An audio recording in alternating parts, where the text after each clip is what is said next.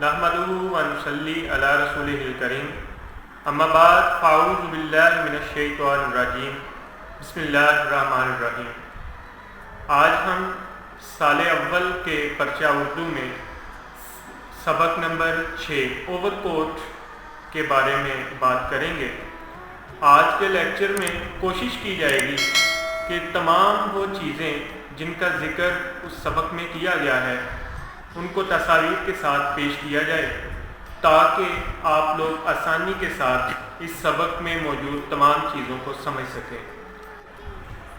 اس کے علاوہ سبق کے نیچے جو مواد لکھا گیا ہے جس سے بولا جائے گا اس کو اگر آپ اکٹھا کرتے ہیں تو ایک خلاصہ جو ہے وہ ترتیب پا جائے گا، اس لیے آپ کو خلاصے پر زیادہ محنت کرنے کی ضرورت نہیں پڑے گی۔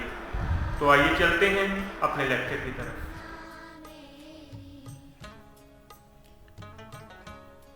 بسم اللہ الرحمن الرحیم۔ عزیز طلبہ، آج ہم سال اول کے نصاب میں شامل سبق اوور کوٹ جو ایک افسانہ ہے مصنف غلام عباس کا لکھا ہوا، اس پر بات کریں گے۔ یہ افسانہ باتصویر بنا کر آپ کے لیے آسانی پیدا کرنے کی کوشش کی گئی۔ اس کا ماخذ اگر دیکھا جائے تو جاڑے کی چاندنی افسانوی مجموعے میں سے لیا گیا ہے۔ غلام عباس کا مختصر تعارف۔ غلام عباس 17 نومبر 1909 کو امرتسر میں پیدا ہوئے۔ تعلیم و تربیت لاہور میں حاصل کی۔ آپ 7ویں جماعت کے طالب علم تھے جب پہلی کہانی بکری کے عنوان سے لکھی۔ ساتھ ساتھ انگریزی نظموں کا ترجمہ کرتے رہے۔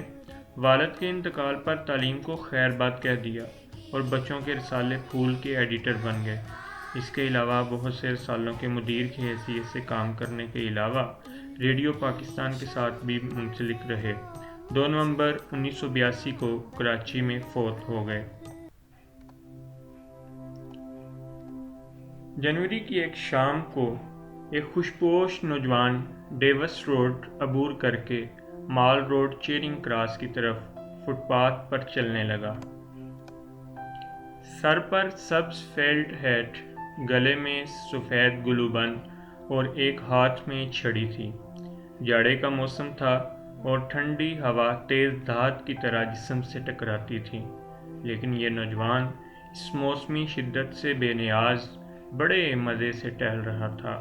جس کی چال میں ایک مخصوص بھانک پن تھا، وہ اپنے قریب آنے والے ٹیکسی اور تانگے والوں کو شکریہ یا نہیں کے ساتھ ٹال دیتا تھا۔ وہ مال روڈ کے بارونق حصے میں پہنچا تو اس کی شوخی اور بانک پن میں اضافہ ہو گیا۔ یکایک وہ سیٹی بجا کر رقص کی مخصوص دھن نکالنے لگا، پھر اچانک جوش میں آ کر بالر کی طرح گیند کرانے کی کوشش کی۔ لارنس گارڈن کو جانے والی روڈ اس نے اختیار نہ کی اور کوچ کی آستین سے رومال نکال کر چہرے کو صاف کیا۔ قریب ہی گھاس پر کھیلتے ہوئے بچوں کو گھورنے لگا تو وہ شرما کر بھاگ نکلے۔ پھر وہ ایک خالی بینچ پر رونق افروز ہوا۔ مال روڈ پر سائیکلوں، موٹر سائیکلوں اور پیدل چلنے والوں کا ہجوم تھا۔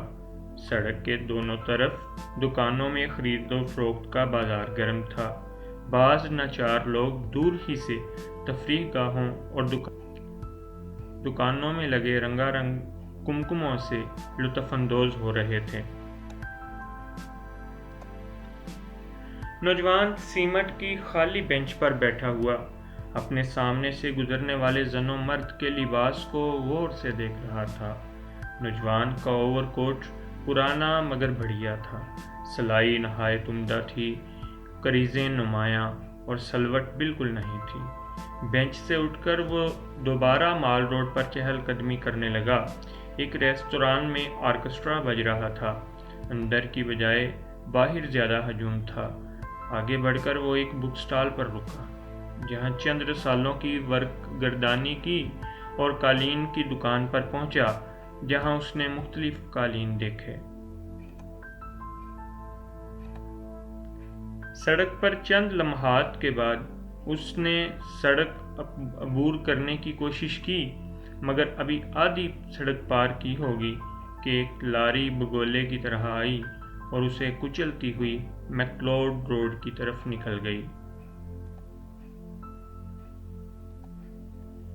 جب اسے ہسپتال میں اسٹریچر پر ڈال کر آپریشن تھیٹر لے جایا جا رہا تھا تو اس وقت بادامی رنگ کا اوور کوٹ نوجوان کے جسم پر اور سفید سلک کا مفلر گلے کے گرد لپٹا ہوا تھا۔ آپریشن روم میں سرجن اور نرسیں چہروں پر جراحی کا نقاب چڑھائے اس کی دیکھ بھال میں مصروف تھیں۔ اس کا دھڑ ٹانگوں سے تو محروم ہو گیا تھا مگر سر کی مانگ ابھی تک بالکل نمایاں تھی۔ جب اس کا لباس اتارا گیا تو نرسیں حیران ہو کر ایک دوسرے کو گھورنے لگیں کیونکہ مفلر کے نیچے قمیص تک نہ تھی۔ وہ مفلر اس انداز سے لپیٹتا کہ سینہ دکھائی نہ دیتا اور کوٹ کے نیچے ایک بوسیدہ اونی سویٹر تھا جس کے سوراخوں سے میلا بنیان نظر آ رہا تھا۔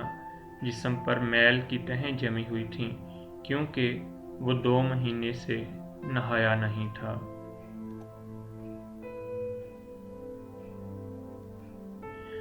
بجائے پیٹی کے پتلون کو پرانی ٹائی سے باندھا ہوا تھا جس کے سوراخوں سے میلا بنیان نظر آ رہا تھا۔ پینٹ میں بھی گھٹنوں پر سوراخ تھے جو کہ اوور کوٹ کی وجہ سے نظر نہیں آتے تھے۔ بوٹ اور جرابیں اتارنے پر معلوم ہوا کہ دونوں جرابوں کا رنگ مختلف اور دونوں پھٹی ہوئی تھیں۔